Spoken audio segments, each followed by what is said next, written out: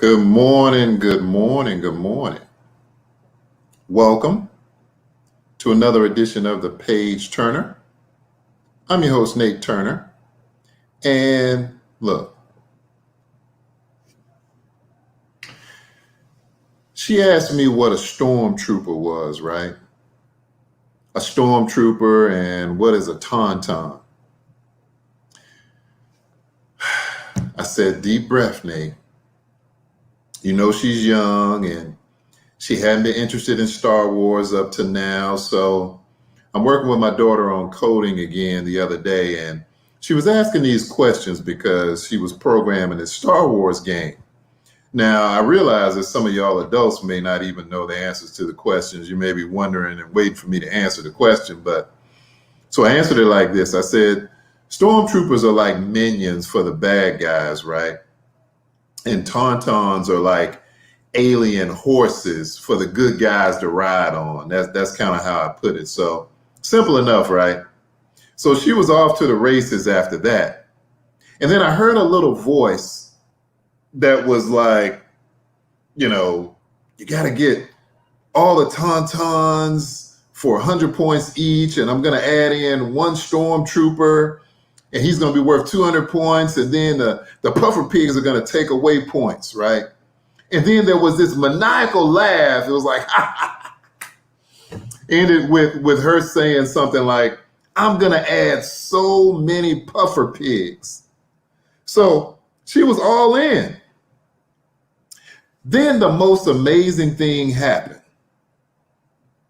A piece of her code didn't work, but that didn't faze her one bit. You know why? She went right in and fixed and found the issue, fixed it, and then the code ran perfectly from then. So besides the obvious, right, this is why it's a big deal for me. Because you have to step back to our lesson on debugging code, and then you would have found a frustrated little girl who was yelling a little bit. It's not working. But now that she had learned it, then, now it would have been useless to just keep running the same code over and over again and expecting it to work, right?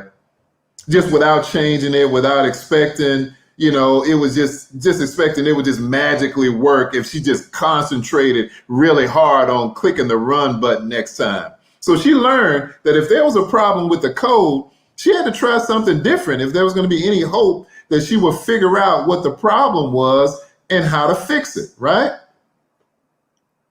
So how does that really apply to our lives, though? I mean, sometimes we talk about hitting rock bottom, and I think it's really a reference to getting to a point in our lives where we know it was probably the lowest, most hurtful place we've been, a place that just sort of stands out in our minds as a time where there may have been physically, mentally, financially, spiritually, emotionally, we're just drained beyond what we feel like we're equipped to handle, right?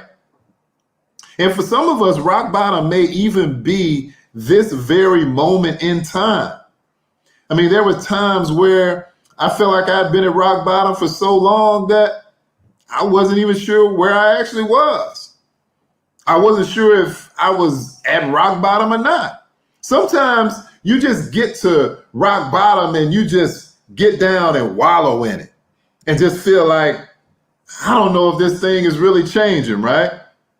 But we have to have hope and we have to make changes. We got to get up off the ground and just stop eating dirt. I mean, you can fall and you can skin your knee or something, but in order to really get things cleaned up, you got to get yourself up. You got to hit rock bottom, but you can't stay there. You don't have to stay there. See, you got to debug the code and figure this thing out, right? If you need some help, just ask. Everything you need for your success is already in you. Now, I'd already given my daughter the foundation for what she needed to do, right, for the game. So that's why she was able to just design her own version. I mean, you got dreams to fulfill. You got things to do. You have purpose. You think just because you're down at rock bottom that that's it? I mean, anybody could give up. What's so special about that? Get up off the ground, stop wallowing around in the dirt, and make something happen. I like Nike. Nike just said, just do it. Nike was like, just do it. So see, the funny thing about the slow, well, it's not really funny, but sometimes we just make it real complex, right? We got a whole lot of stuff going on before, we just decide that we're going to make a change. It's like, well, I got to get this done. I got to get that accomplished. I got to get this set up. I got to get all these things together. But why not just do it? See, you can talk about what you want to do all day long, but there's a difference between talking about it and doing it. Yeah, Nate, but you don't know what I'm dealing with right now. I got all these things coming against me, all these evil forces, all these crazy people, all this debt, all this stress. I'm trying to put my best foot forward. I'm making all these efforts to do all these things, and it's just not happening. I got one thing to say to you. Keep pushing. Get your hands under you, push yourself up off the ground, get your feet under you, stand up tall, stand up straight. Don't quit on yourself. Don't quit on your dream.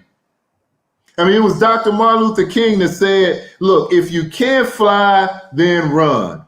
If you can't run, then walk. If you can't walk, then crawl.